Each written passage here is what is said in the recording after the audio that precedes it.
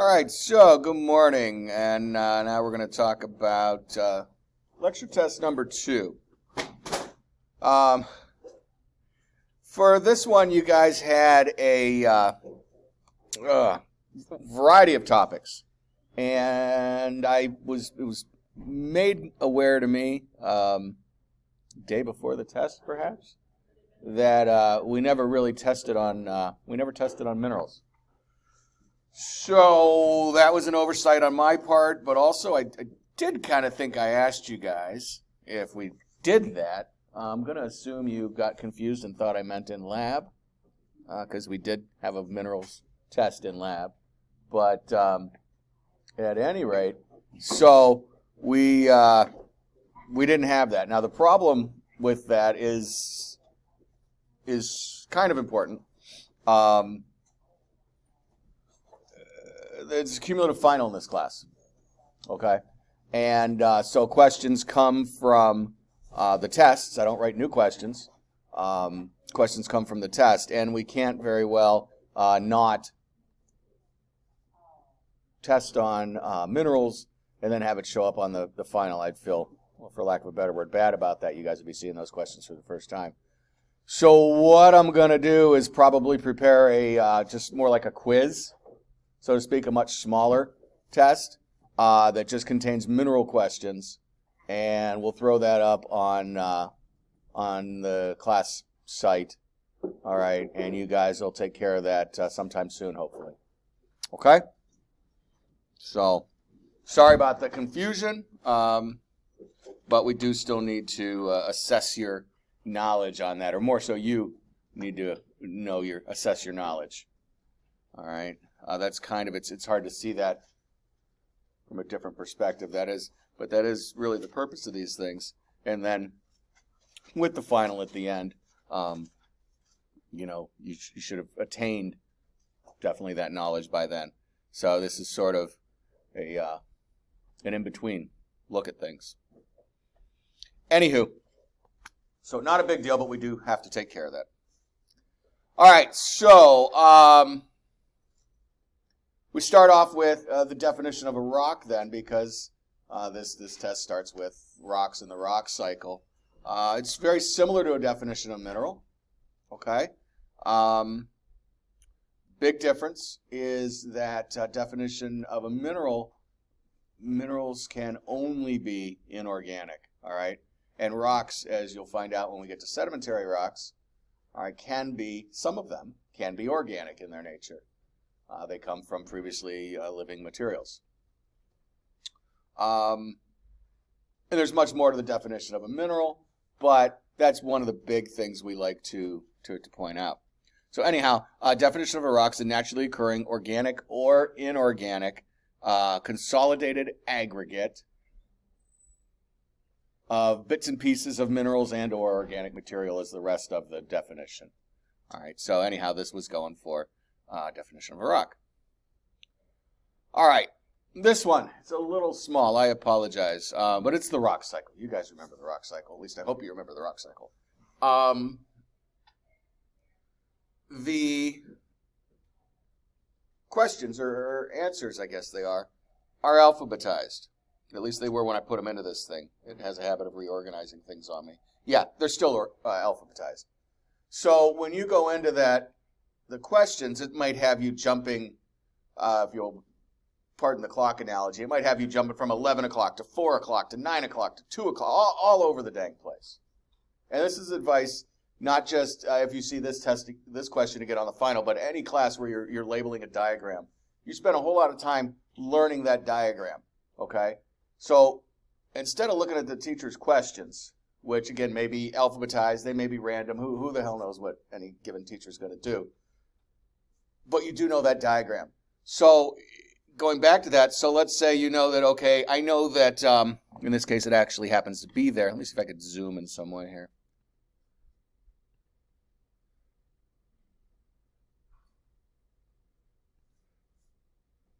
Not enough. I thought there was a little plus sign, but I don't see it anywhere. So let's hope that's a little bigger. It didn't grow at all, did it? So that word is igneous rock. Igneous rock. All right, and you know darn well that igneous rock comes from magma or lava.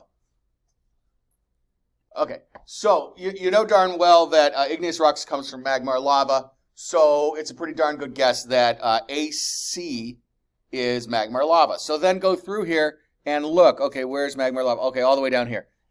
Go about it that way, all right? I know it's a little late for that advice. Perhaps if you did poorly on this question, I apologize. You will see this again on the final, all right? But, you know, for what it's worth, all right? So let's go back to the diagram. So we've got magma or lava, all right? Crystallizes, cools, condenses. All right, magma or lava cools or condenses into igneous rock. When igneous rock makes its way to the surface, all right, we have weathering and erosion that go on up here. Weathering and erosion, as you'll learn soon, break down material into sediments, which is B, okay? We got a break here. We go from sediments, and then we see sedimentary rock. What has to happen to sediments? Compaction, cementation. They got to get stuck together in some way, shape, or form. All right. From sedimentary rock, we see a gap again into metamorphic rock. Well, what do we have to do? Obviously, we have to metamorphose those suckers, right? So what is metamorphism? Metamorphism was exposure to high temperatures and high pressures. So you find that down here. And boom, that is D, and so on and so forth, all right? And then from metamorphic to get to magma or lava, you have to remelt. So that's where E comes in.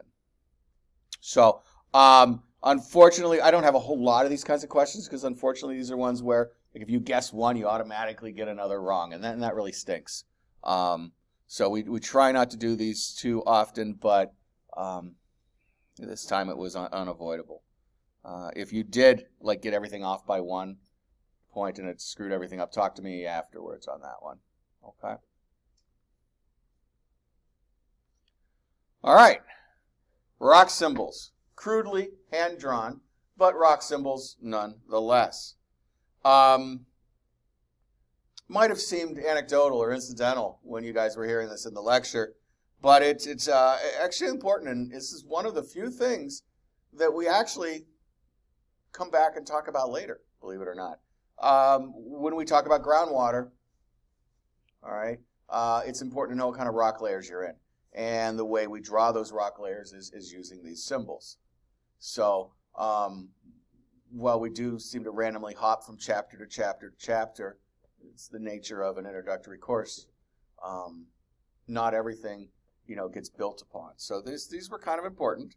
Who remembers what the little bricks are? Limestone, excellent. The dashes look like little tire tracks there or something. Shale, good. And the dots? Sandstone, and those are supposed to be little asterisks or sparkly things. Those are your crystals, so they're igneous rocks, yeah. And smiley face. I don't think I had a thing for smiley face. That's just your random extra one there. That's smiley face rock. I had a poor student one semester go home and ask I think it was an aunt who was a geologist, what smiley face rock is. And was very strict. Not everybody gets my jokes. At any rate. So yeah, not a real rock. And again, one of those where if you miss one, you automatically miss another. But from here on out, it's very straightforward questioning. All right. So you guys tell me, molten mineral material at the surface of the earth is called lava. Great. But when it's inside the earth, we call it magma. Awesome. Same stuff, different place, different name. If you let lava solidify, you get what? Intrusive or extrusive? Extrusive, external, all right? Magma, intrusive, internal. Someone was asking me about the final the other day, and I tell them I try to split it up fairly, for a little bit, say 20 questions from each test or something like that. But this one, because it has such content to it, serious meat of the course kind of stuff, basic, I guess, is what I'm looking for. Going to see a lot of these questions again. All right, you guys, we're back. I had to hit pause several times. I don't know if you noticed or not, but I'll admit to it now. Okay, so really trying to beat a dead horse here. We talked about intrusive and extrusive on the last two questions. So I'm really trying to make sure you understand what's going on here. Difference between intrusive and extrusive rocks is what? Where they crystallize, where they grow, where they cool off. Okay. Whereas felsic or mafic or intermediate is a function of, yeah, that's their chemistry. All right. And the second question is actually sort of a fairly new question, or maybe it was the previous one as a newer question because, again, I did ask you so many times, but a lot of students were not understanding the distinction or the difference between chemistry and intrusive and extrusive, and they thought maybe only felsic rocks could grow at the surface and vice versa. So I have tried over the years to make a bigger distinction between the two. So chemistry, as you saw in lab, okay, you could have an intrusive or an extrusive felsic rock. You could even have one of those weird porphyritic ones. Starts inside, finishes outside. It's got nothing to do with it. Chemistry is chemistry.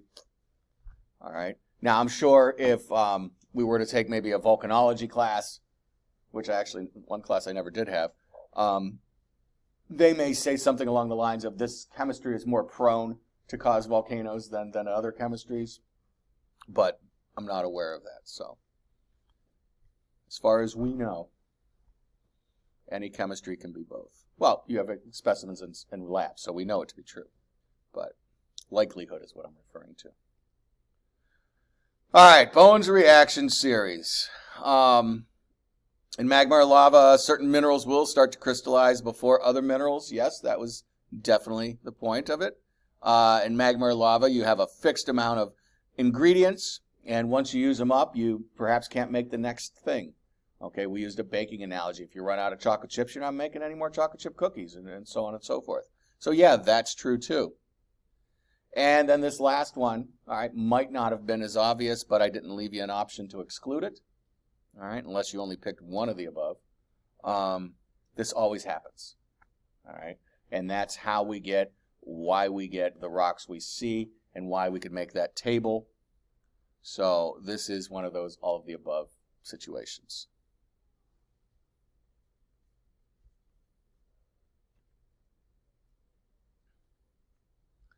All right, still working on that intrusive, extrusive thing, because there's more to it than that. So intrusive rocks tend to have what size crystals? You guys? Large or coarse or phaneritic. All right? How come? They cool down slower. Yeah, they have more time to grow. So they have more opportunity to get large. Whereas rocks that cool at the surface, extrusive rocks, tend to have much smaller crystals, fine-grained or aphanitic. And then we have that wonderful porphyritic one, all right? Igneous rocks that start to cool inside, finish outside. And every so often somebody goes for medium on this one. I apologize. That isn't what happens. You get the mixed. Okay, because of Bowen's reaction series, you get the big crystals forming, and then whoosh, it goes to the surface. Everything else cools quickly. There is no medium. All right, now we're looking at our label the volcano parts. Didn't want to make another volcano diagram, again, because diagrams can be a little tricky with points. So we're just talking about the parts like their vocabulary words. All right. So that pool of magma deep down underneath the volcano that gives it everything it needs, the pluton. All right, pluton. And I did not call it magma pool. I did use both words in class, but I'll have to put magma pool in parentheses for next time. All right. I guess we're not doing volcano parts. I lied. That's why I didn't use magma pool. All right, so this is actually about igneous intrusions. Yeah, it says so right there. Duh. Igneous intrusions. So we have the pluton, and the pluton feeds dikes and sills, okay, So when we talk about concordant, that means with the bedrock.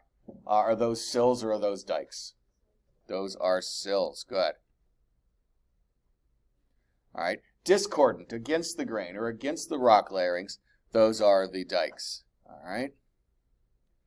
And bake zone is actually a word. We'll talk about that briefly when we spend some time on metamorphism.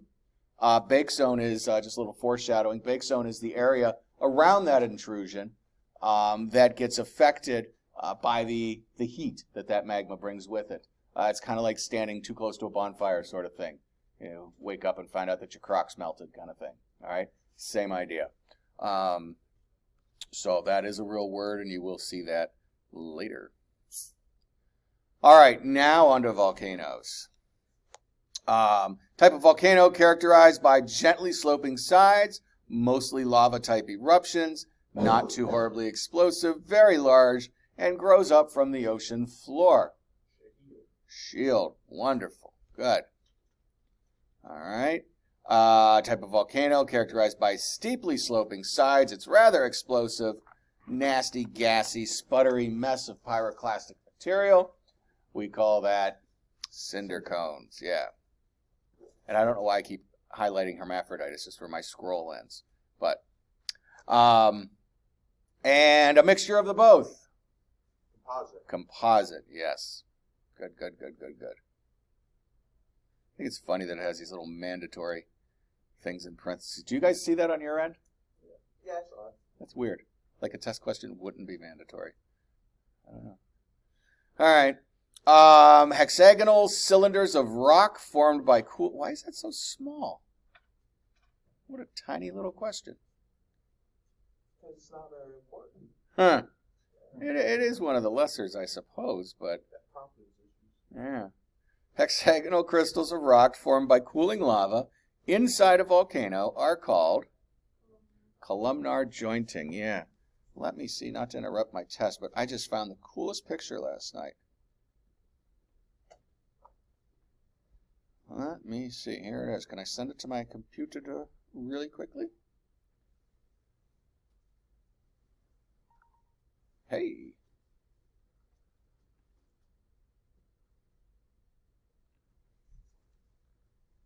Let's see.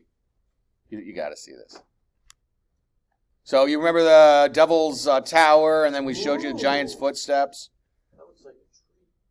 Isn't that amazing? This is in, if I remember correctly, this is in Iraq or Iran. I apologize again. I don't remember the exact. But holy smokes. First of all, it's huge, which we've come to expect. But yeah, the way it radiates out, that's just really cool.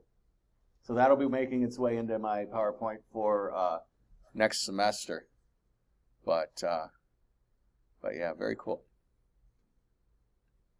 All right, anyhow, so columnar jointing.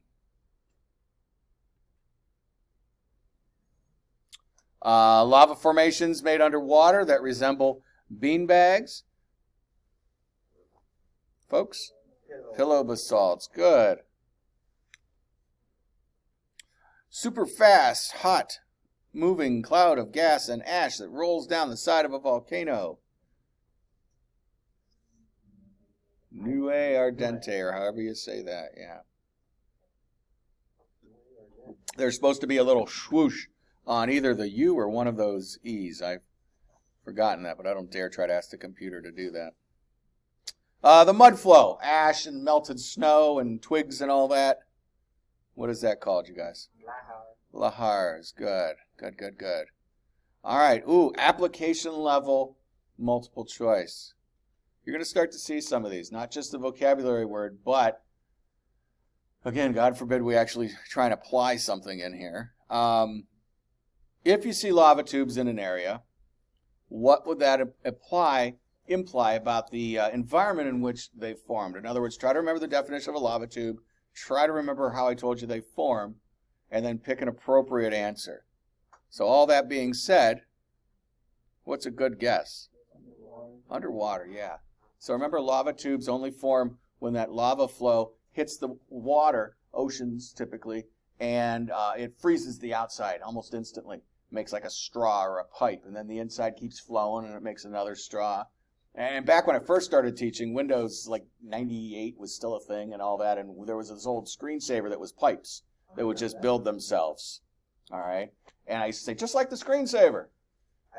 But now, yeah, screensavers used to be fun to watch. Not anymore so much.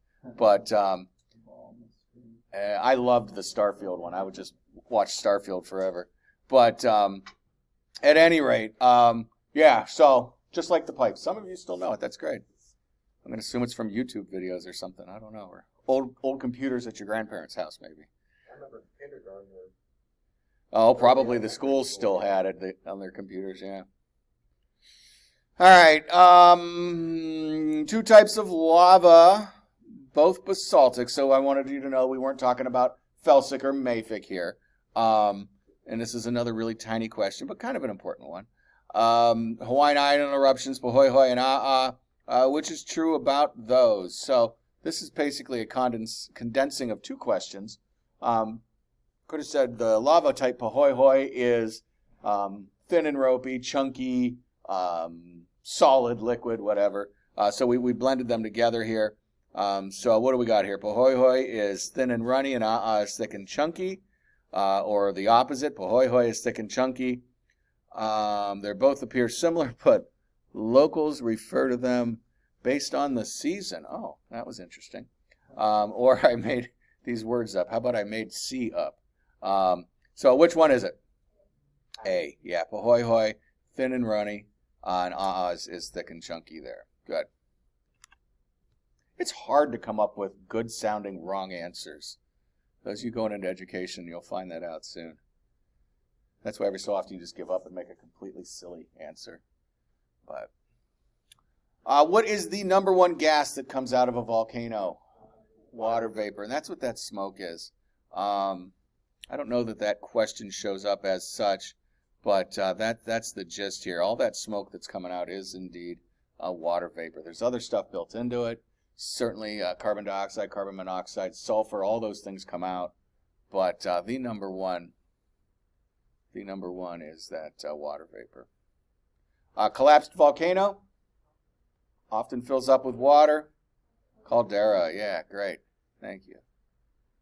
All right, most volcanoes are found at and caused by seams in the lithosphere. Good. Hotspot activity does cause volcanoes, but not most of them. And comet impacts certainly have an effect as well. Kind of like if you push down on something and everything squirts out the holes.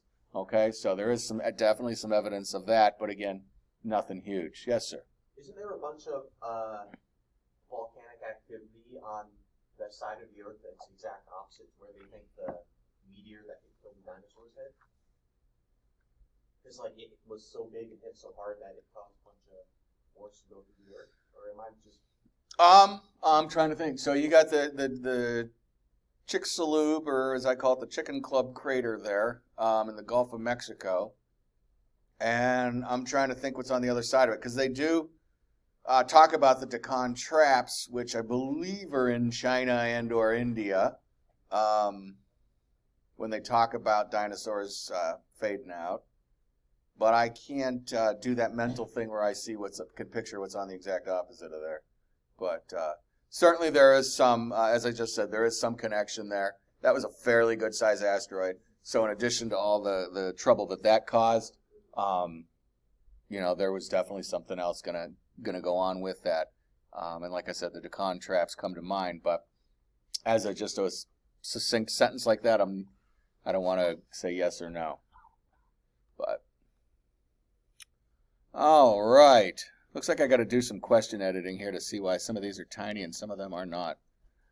So Hawaiian Islands aren't on any lithospheric seams. What's the cause for those? Hot spots, yeah. And I keep accidentally highlighting the answers. All right. Type of volcano that the Hawaiian Islands are. Shield. Those are shield. Yeah, they grow up from the bottom of the ocean floor. All right. If you had some really cool wetsuit, all right, you could, in theory, just walk down and walk down and walk down and walk down. And eventually, you'll be on the ocean floor. Okay, they should just go right down like a slope. Of course, we've got years and years and years of sediment buildup and so on and so forth, but that's the gist of it. All right, unlike the Hawaiian Islands, our volcanoes, oh, no, wrong question. I was going to say, are what kind? But, so we've got the Cascade Range in the continental U.S. It's the ones going down the west coast. They start up in Canada. They kind of peter out in California. So the Cascades. Part of a bigger system called what? Ring of Fire. Good, good, good, good, good, good. Where is the most volcanically active place on the Earth? Ring of Fire and or, yes, around the Pacific Ocean. Exactly. Wonderful. Second most volcanically active area is around what ocean? The Mediterranean. Beautiful. Okay, here's the question I thought we were going to next a couple minutes ago. Mount St. Helens, along with the rest of the volcanoes in the Cascade Range, I couldn't say that here. I would have given you the answer to one of the other questions, are which of the three? Composite, yeah. So we got the nasties, okay? And one of these days it is going to be a problem. It is going to be a problem. Hopefully not anytime soon. This one was kind of random, but just making sure you watched the movie. You know, I showed it to you. But when was the Mount St. Helens thing? 80s. Yeah, even though those clothes might suggest otherwise. All right. Just remember, the beginning of every decade is very close to the end of the previous decade. So, not all volcanic activity. Oh, yeah, I meant to talk to you guys about that. Did we use the word fissure eruption? Yeah, no, we didn't. I didn't think so. And again, I'm not sure how that got out of the mix of slides. All right, I'll give everyone, if you didn't get it right, I'll go and give you a point for this one. And you folks at home, too. The correct answer, of course, is frickin' eruption. No, fissure eruption. And basically, the Earth just kind of cracks open and bleeds. I guess it comes up conversationally, more so than as a slide, when we're talking about the different types of cones, is usually when it happens. Or when we're talking about the plates forming, and so on and so forth. So the Earth just kind of cracks and bleeds. It comes up during, it should have come up during flood basalts. That's when it should have come up, which you didn't have a question about. So yeah, but I'll get you guys a point on that one.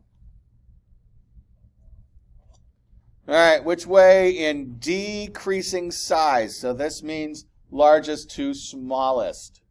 Largest to smallest. What do we got? Bomb, cinder, ash. Bomb, cinder, ash. Ash, cinder, bomb would be increasing. Decreasing. I made it italics. If I could have made it flash, I would have. I apologize. What geologists call the source of the volcano. Now, finally, here's our volcano anatomy. And I did have it in parentheses. Good. Magma chamber or pluton. All right. The pipe works inside of the volcano that transfers the magma from the magma chamber to the, vent. Beautiful, or vent pipe, sometimes they say. The mountain itself is called a Cone. Cone. Wonderful. And the hole at the top of that cone? Crater. Beautiful. All right, you guys. Good job. Good job. Good job. I scrolled through the tests really quick to make sure everybody took it. I only saw one or two not so swell grades. So, good job. Didn't get to give you the smiley faces or frowny faces on this one, but yeah. So you're two tests in now. You should really have a feel for how I write questions, what I think is important or not important, based on how much I harp on it in lecture, or at the very least, really start to believe me when I say, hey, this is going to be on the test. Put an asterisk next to it in your notes or some such thing, a big arrow pointing at it,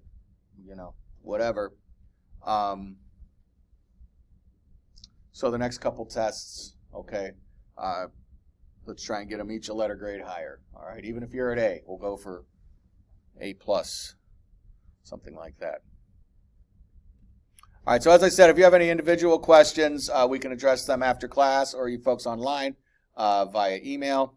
And I'm going to stop this video now.